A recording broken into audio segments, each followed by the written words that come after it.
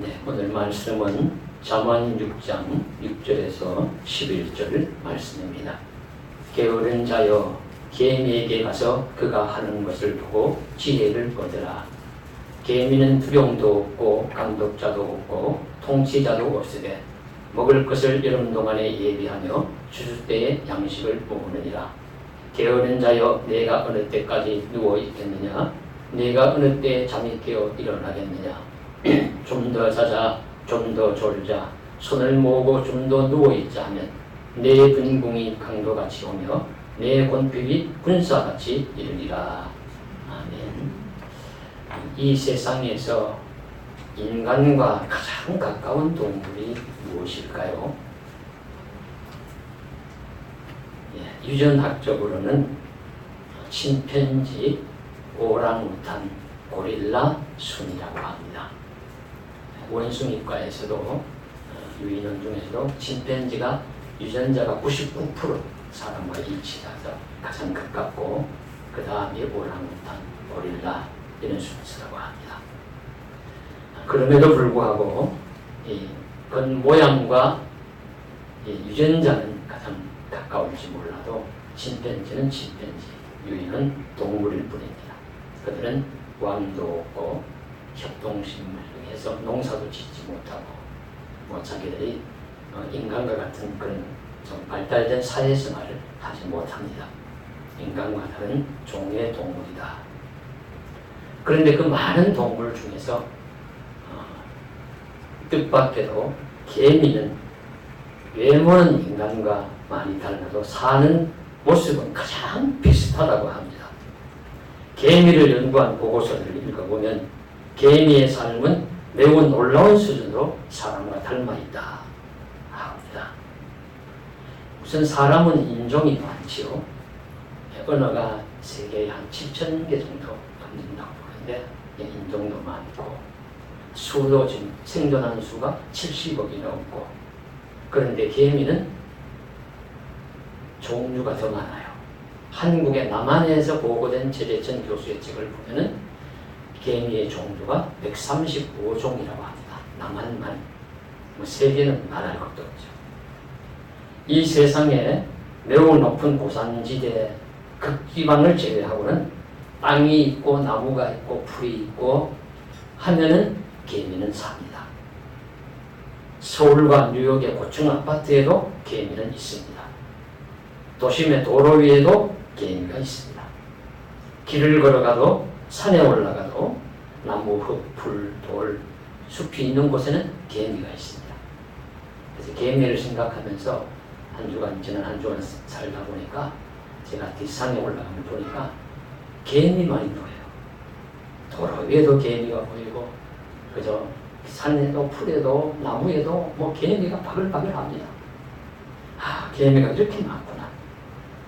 그래서 실제 이 영국의 곤충학자 윌리엄즈는 지구에 사는 곤충의 수를 1000만조로 보는데 1000만조라는 수로 보는데 그 중에 개미가 약 1%인 10만조 1억이 어깨가 있어야 1조지요. 그 1조가 10만 개가 있는 거 알 수 없는 수입니다. 그렇게 많은 수의 개미가 지구상에 있다고 얘기를 하고요. 1970년대 이 독일 생물학자 베크 등이 아마존 지역에 사는 동물을 거대한 저울에 그 무게를 달았을 때 전체 동물들 다 모아서 무게를 달았을 때 그 중에 3분의 1이 중량이 개미다. 그러니까 그 작은 개미가 얼마나 수가 많으면 그 수많은 동물들 다 모아가지고 달았을 때 3분의 1이 개미라고 하겠습니까? 그만큼 개미는 수적으로도 성공한 동물입니다. 사람의 수는 개미에 비할 바가 못되죠. 근데 이 개미는 놀랍게 왕도 있고 분업도 하고 자기들끼리 전쟁을 하는데 전쟁도 일반 동물들처럼 그냥 힘만으로 하는 게 아니라 아주 차원 높은 전쟁을 하고요. 그리고 그들의 언어도 발달되어 있어가지고 의사소통도 화학 언어를 통해서 의사소통도 해서 질서정연한 공동체를 유지한다고 합니다. 그러니 개미는 생활면에서 가장 사람을 닮은 생물이다. 그렇게 봅니다. 오늘 본문의 성서의 잠언서는 솔로몬이 지었다고 전통적으로 알려져 있습니다. 물론 많은 말씀이 솔로몬의 입술에서 나왔을 겁니다. 그러나 이것을 편집하고 기록한 사람들은 솔로몬이 아니라 솔로몬의 신하들이에요. 그리고 신하들이 솔로몬의 이야기뿐만 아니라 고대 근동 지역의 지혜를 모아놓았다고 볼 수가 있습니다. 그래서 이 잠언서의 원저자는 하나님이시지만은 사람적인 저자는 지혜자라고 부릅니다. 그래, 지혜자는 이렇게 이야기를 했다. 그래서 이 잠언서의 저자인 지혜자가 많은 동물 중에서 유독 개미에게 관심을 가졌고 개미들의 생활에서 무엇인가 사람이 배울 것이 있다는 사실을 주목했습니다. 그리하여 오늘 성서의 말씀에서 개미를 통하여 성서를 읽는 우리들에게 무엇인가 유익한 가르침을 주려고 합니다. 지혜자는 무엇이라고 말씀하고 있습니까? 먼저 성서에서 동물 즉 사람이 한 다른 생물을 통해서 사람을 교훈하는 경우가 종종 있습니다. 예레미야 선지자는 공중의 학은 그 정한 시기를 알고 산비둘기와 제비와 두루미는 그들의 올 때를 지키거늘 내 백성은 여호와의 규례를 알지 못하도다. 예레미야 8장 7절에 나오는데 이 말씀을 통해서 날짐승들, 세상의 날짐승들도 들어가고 나오고 오고 가고 하는 때와 그 규례를 아는데 하나님의 백성 이스라엘은 하나님이 관심을 가지고 돌보시고 지켜주시고 예배하고 하는데 들어오고 나오고 예배하고 하지 않고 뭐 일하고 하지 않고 하는 때를 잘 모르더라. 그렇게 어리석더라 하는 것을 지적을 하면서 하나님의 명령하신 규례도 잘 지키지 않는다고 따끔하게 책망하고 있습니다. 성서에서 동물을 등장시켜 인간을 가장 따끔하게 나무라는 경우는 나비입니다. 발람의 나비. 그래서 이 발람이라는 선지자가 모압 왕 발람이 이스라엘이 점차 다가오니까 발람이라는 선지자에게 사람을 보내서 빨리 내게로 가서 저 이스라엘을 저주해라. 그럼 내가 많은 선물, 재물을 주겠다. 그렇게 이제 이야기를 했죠. 그 사람들이 와서 이야기를 하니까 발람이 듣고는 하나님께 기도를 했어요. 하나님, 가야 합니까? 가지 말아야 합니까? 그래서 하나님이 분명하게 가지 말아라. 이스라엘 백성은 내 백성이니 저주해서는 안 된다. 말씀을 하셨습니다. 그러니 발람이 거절을 해요. 아이고, 난 못 가겠다. 그런데 또 와서 간청을 하니까 하나님이 분명히 거절하셨음에도 불구하고 이 마음이 한편이 재물에 가 있는 거예요. 그러니까는 이 발람이 또 기도합니다. 그러니까 하나님이 내 마음이 거기 있구나 하는 걸 아시고는 그냥 마지 못한 듯이 갈 테면 가라 허락을 하세요. 그래가지고 이 발람이 나귀를 타고서 자기가 집에 평생을 함께했던 나귀를 타고서 가는데 가다가 보니까 하나님의 사자가 칼을 들고서 서 있는 겁니다. 길에.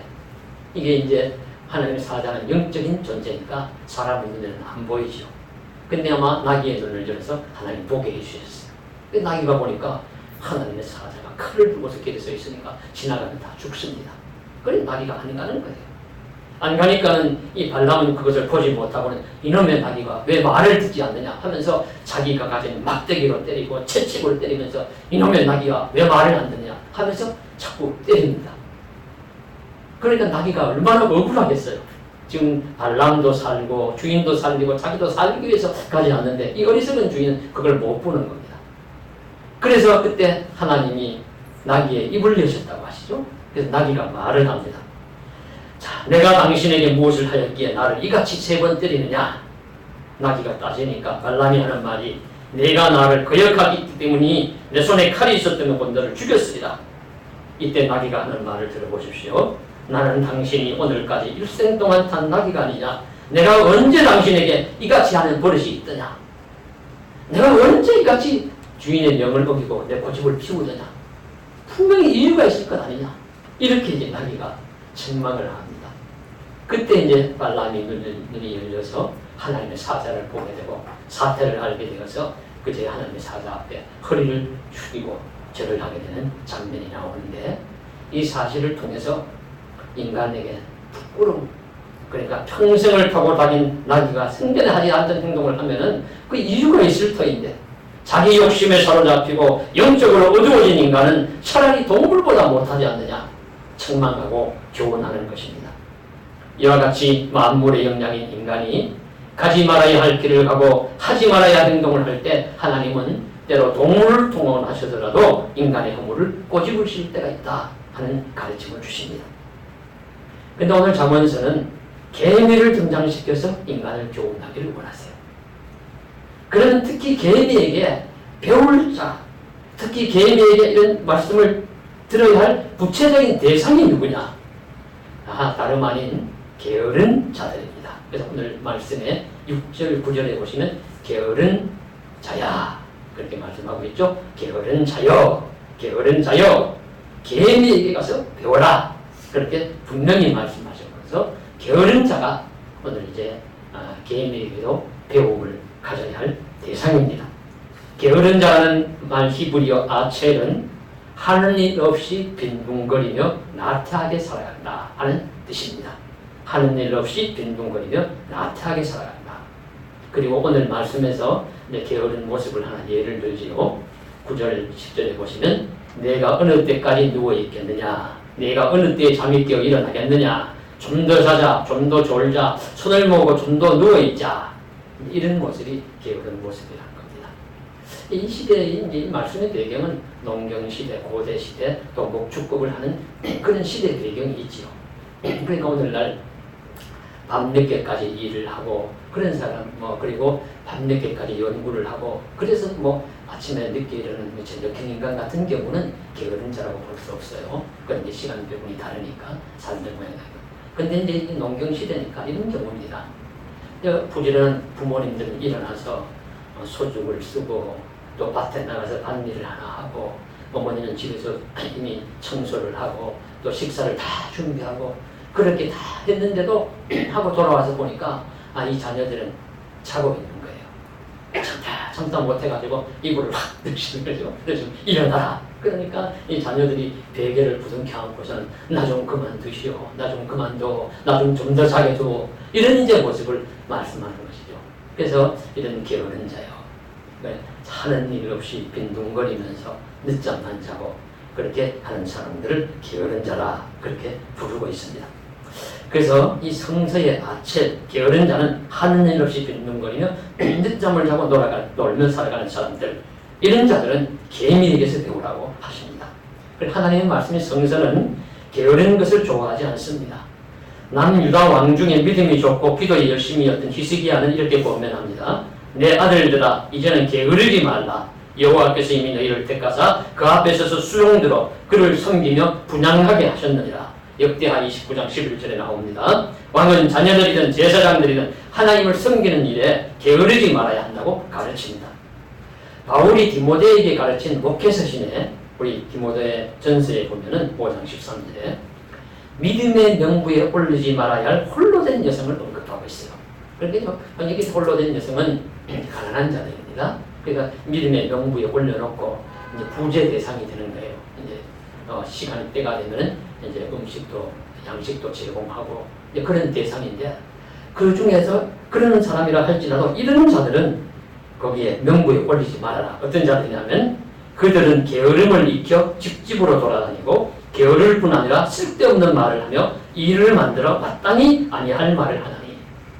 게으르다는 것이 그냥 두 손 가만히 놓고 발 움직이지 않고 있는 것만이 게으른 것이 아니고 하지 말아야 할 일들을 하고 돌아다니는 것이 게으르다. 그래서 하지 말아야 할 말을 집집마다 돌아다니면서 쓸데없는 말을 하면서 말을 만들어서 하고 다니는 그런 사람들은 믿음의 명부에 올리지도 말아라. 게으른 자들이다. 그렇게 말씀하고 있습니다. 데살로니가 후서 3장 10절에도 일하기 싫거든 먹지도 말라 말씀하면서 그들은 일은 하지 아니하면서 일만 만드는 자들이다. 일을 만들면 또 뭔가 하여튼 일을 저질러야 되잖아요. 근데 그런 자들은 게으른 자들이라는 거예요. 디도서에 보시면 그레데 사람들, 저 지중해 동편에 있는 아름다운 풍광을 가진 섬으로 유명한 크레타 섬입니다. 큰 섬이죠. 그 섬의 경치는 아름다울지 몰라도 그 섬에 사는 사람들은 악하고 게을렀어요. 그래서 바울이 디도에게 그들은 거짓말쟁이요 게으름병이라고 디도서 1장 12절에 표현하고 있습니다. 이렇게 하나님은 게으름을 좋아하지 않으십니다. 하나님 말씀만이 아니라 세상 어느 곳에서도 게으른 자를 좋아하고 게으름을 칭찬하는 경우는 없습니다. 그래서 게으르면 소가 된다는 동화가 있죠. 그래서 아이들을 교훈하고 국가에서도 게으르면 나라에서 척결해야 할 제일 그런 잘못된 습관으로 척결 대상으로 꼽습니다. 이런 게으른 자들을 향하여 오늘 성서 말씀은 개미에게 배우라. 그러면 개미에게서 무엇을 배워야 하느냐? 이제 7절 8절 말씀이죠. 개미는 두령도 없고 감독자도 없고 통치자도 없으되, 그러니까 이게 뭐 과학적으로 연구해서 개미의 이런 점을 배우라는 것이 아니라 그냥 일반적인 모습을 보면서 이제 교훈을 주는 겁니다. 주면서 먹을 것을 여름 동안에 예비하며 추수 때의 양식을 모으느니라. 그래서 이 말씀에는 두 가지가 들어있어요. 뭘 배우냐면 하나는 준비성이고 또 하나는 부지런함입니다. 이 두 가지. 그래서 이 개미에게서 우리 게으른 자가 배워야 할 것은 준비성입니다. 개미가 추운 겨울을 대비해서 여름에 열심히 일하고 더워도 일하면서 양식을 모으고 추수 때에 모아가지고 추운 겨울을 대비하지 않느냐, 예비하지 않느냐, 준비하지 않느냐, 이런 준비성을 배워라. 어려운 시절을 예상하고 미리 준비하는 것은 하나님의 방법이요 하나님의 지혜라고 할 수 있습니다. 참 아름다운 본문이 이 말씀과 연결시켜서요. 잘 아시는 아브라함이 이삭을 제물로 바치는 사건 아시죠? 이 아브라함은 하나님의 말씀에 순종함으로 그 시험을 통과합니다. 이때 하나님께서 아브라함을 위해서 준비를 해놓으셨어요. 미리 양을 준비를 해놓으셨죠. 그래서 그곳에 이름을 제단을 쌓고 여호와 이레, 준비하시는 하나님이라. 준비하시는 하나님이라. 이 말씀이 참 은혜로운 말씀입니다. 하나님의 명령에 순종하는 자를 위하여 하나님은 미리 그를 위하여 준비해 놓으셨다. 우리 인생에서 이런 일 저런 걱정 많은데 정말 우리가 준비하는 것에 한계가 있고요. 부족한 게 많지만 하나님이 우리의 필요를 위해서 준비해 놓으신다면 그보다 더 복되는 사실이 어디 있겠습니까? 그래서 하나님은 준비하시는 하나님. 은혜요 복입니다. 이 은혜를 누릴 수 있기를 간절히 원합니다. 성경에서 지혜자가 잘하는 일은 무엇입니까? 준비성입니다. 가장 성경의 지혜로운 자는 창세기 요셉이죠. 요셉이 지혜자로서 한 일이 무엇이죠? 준비한 거예요. 7년 풍년이 온 다음에 7년 중년이 올 것이다. 세상 사람들 다 모릅니다. 요셉은 이제 바로 왕의 꿈을 통해 가지고 하나님이 계시하신 것을 통해서 알 뿐이죠.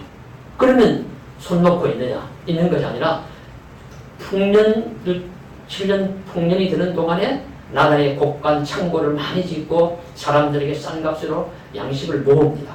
자꾸 모아요. 준비를 하는 거죠. 다른 사람들은 모르죠. 무슨 풍년이 오겠느냐, 계속 풍년 이런 시대에 살 텐데, 그러면서 흥청망청 살아갈지 모르지만 요셉은 모으는 거예요.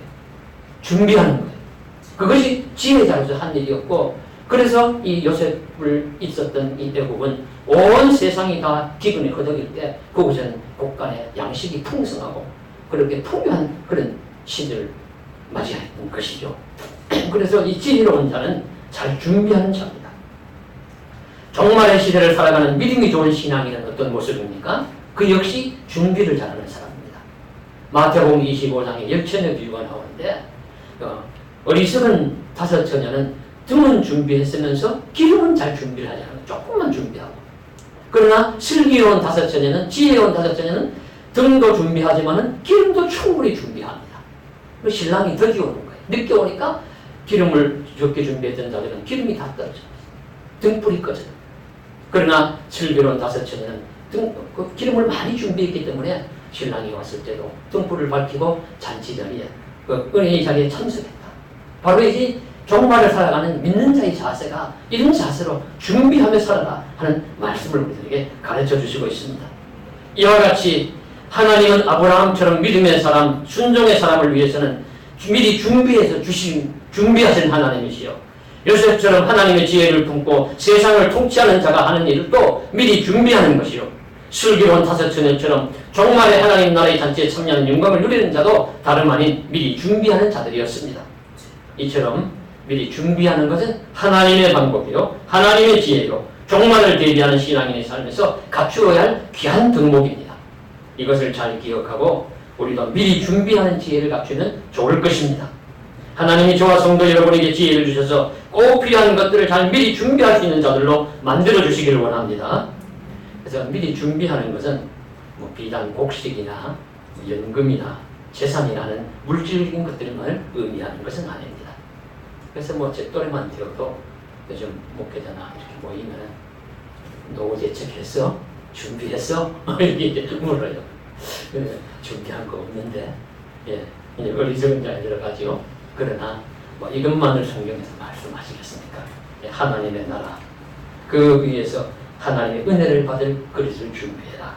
우리 신앙인이 세상에 살아갈 필요한 부분도 지혜로 준비하지만 하나님 나라에 대한 준비는 꼭 필요한 것입니다. 그것은 믿음으로만 가는 나라이며 소망을 가진 자에게 주어지는 선물입니다. 사랑으로 살아가는 사람들에게 허락된 나라입니다. 성령으로 충만한 사람이 누리는 은혜의 나라입니다. 이처럼 신앙의 아름다운 덕목들을 믿음, 소망, 사랑 미리 준비하고 성령 충만으로 준비하여 그 나라에 합당한 시민들이 되기를 주님의 이름으로 간절히 소원합니다.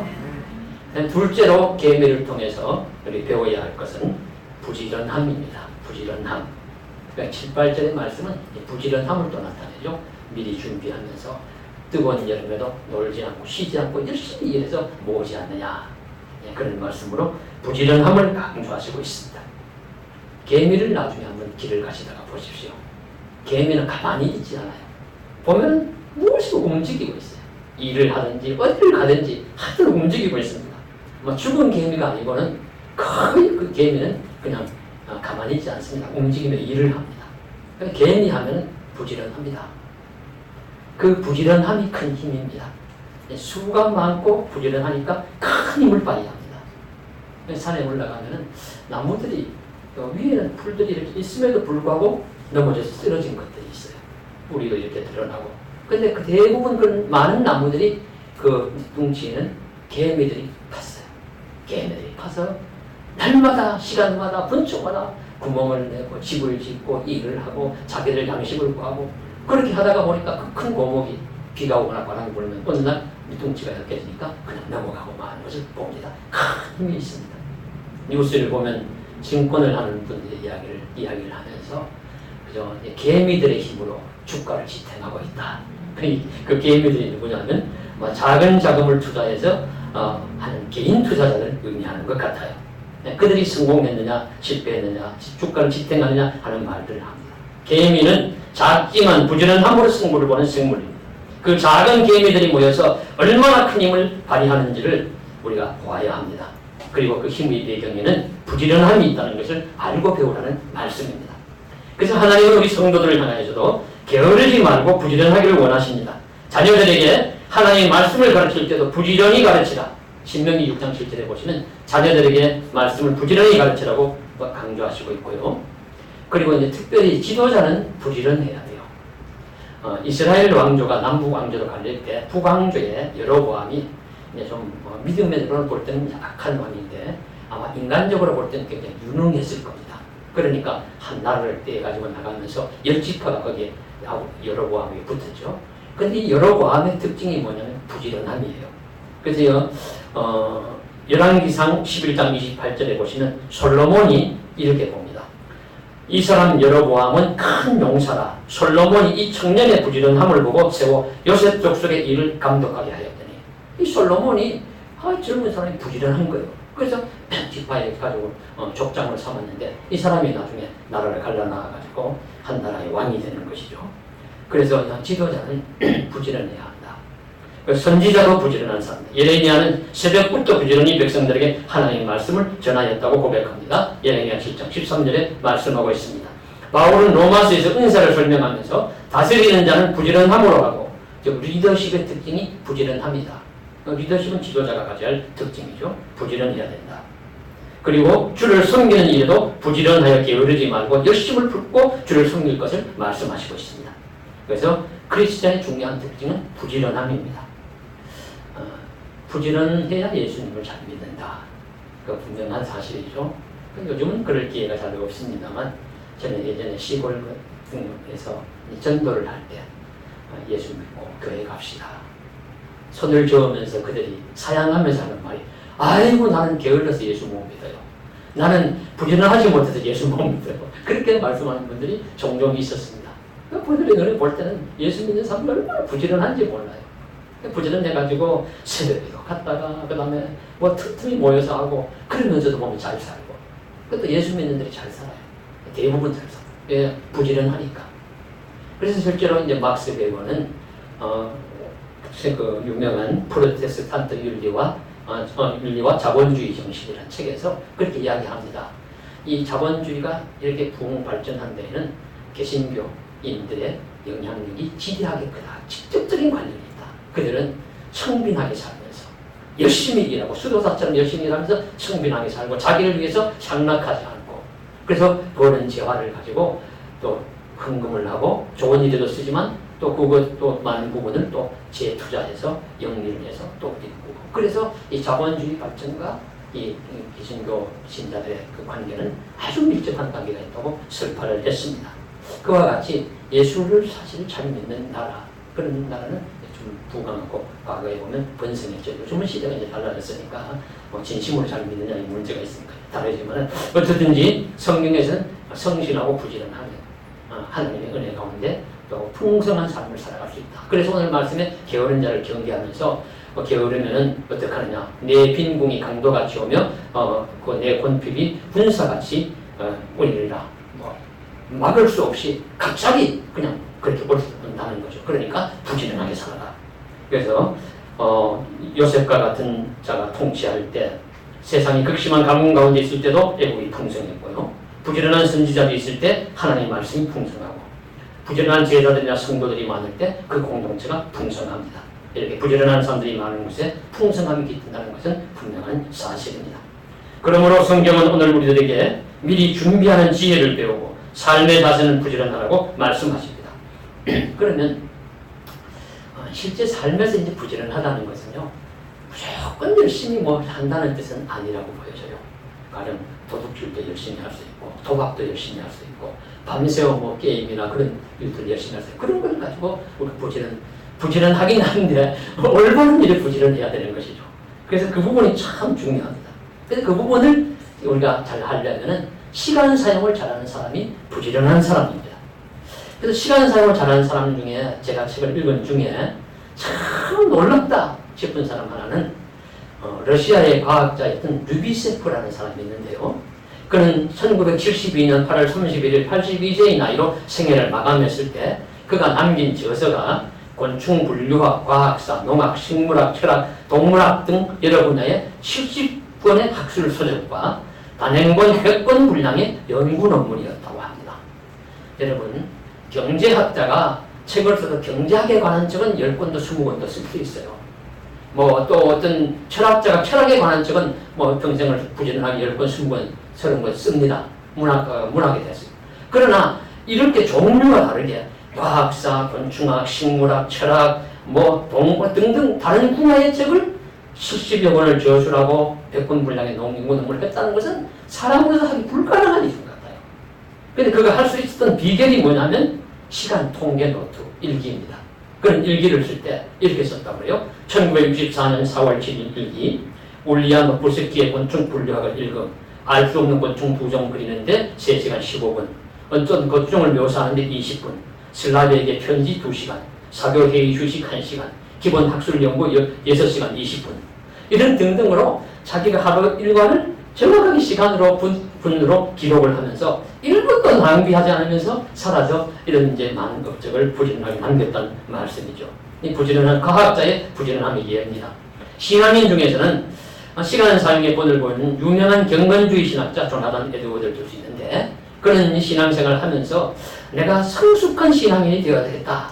그러면 성숙한 신앙인이 되려면 어떻게 해야 되냐?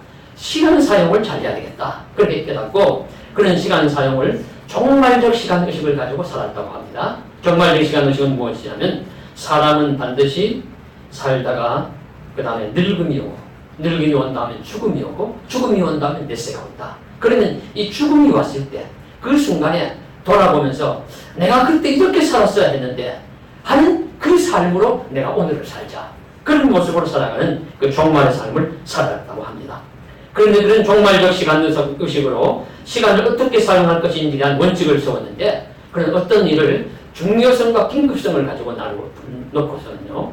중요하고도 긴급한 일을 제일 먼저 하고, 그 다음에는 중요하지만 긴급하지 않은 일을 두 번째 하고, 세 번째는 긴급하지만 중요하지 일을 세 번째 하고, 마지막으로는 긴급하지도 않고 중요하지 않은 일을 마지막에 합니다. 그러니까 긴급하지도 않고 중요하지 않은 일은 못하는 거예요. 늘 하는 일이 중요하고 긴급한 일, 그 다음에 중요한 일, 그 다음에 긴급한 일, 이런 일을 하면서 평생을 살아가니까 유익한 삶을 살아가는 것이죠. 그래서 모세도 10편 90편 12절에 우리에게 우리 남 계수함을 가르치자 지혜로운 마음을 얻게 하셔서 간구하였습니다. 에베소서에서도 세월을 아껴라 때가 악하니라고 권면합니다. 결국 우리가 깨달을 수 있는 부지런함은 시간을 얼마나 유용하게 사용하는가에 달려 있습니다. 하나님이 기뻐하시는 일에 얼마나 우리 삶을 집중하느냐에 달려 있습니다. 그래서 우리가 삶을 눈을 뜨고 보면 가까이 계시는 성도님들이나 함께 살아가는 많은 사람들 중에는 삶은 누구보다 부지런한 분들이 많이 계십니다. 이 땅에 믿음의 공인이 되는 분들을 갖가지 장애를 이기고 나이도 이기고 삶의 어려운 난관도 이기고 부지런하게 살아가는 미래를 잘 준비하는 그런 분들이 많이 계십니다.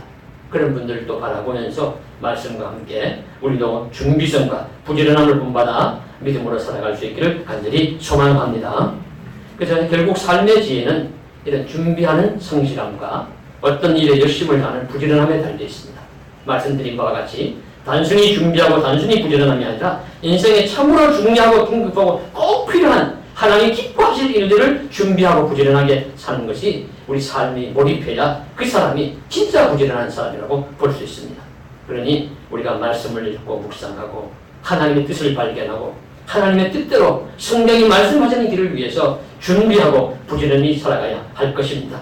하나님의 말씀대로 하나님을 사랑하고 이웃을 사랑하고 믿음을 지키고 소망 가운데서 살아가는 삶, 이것은 포기할 수 없는 우리의 중요한 삶입니다. 이 중요한 삶을 붙들고 구원을 얻고 영생을 얻을 것입니다. 이런 일들을 잘 신실히 준비하여 게으르지 않고 부지런하게 감당하여 하늘의 풍요를 먼저 누리고 그리고 이 땅에서의 풍요함도 누리는 복된 자리에 들어갈 수 있기를, 저와 여러분이 그런 자리에 함께 들어갈 수 있기를 주의 이름으로 간절히 소망합니다. 기도드리겠습니다. 사랑하는 하나님 아버지, 개인에게도 게으른 자는 배워야 한다 합니다. 부지런함을 배울 것이고 미리 준비하는 것을 배우라. 개미의 지혜로운 삶입니다.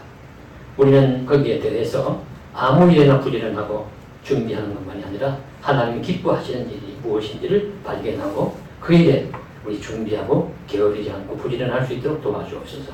열심을 품고 주를 섬기게 하시옵시고 또 세상의 지혜로운 자가 되어서 또 세상에 너무 빈핍하고 고통받지 않기 위해서 인생에 필요한 것들도 잘 준비할 수 있는 지혜도 부지런함도 허락하여 주시옵소서.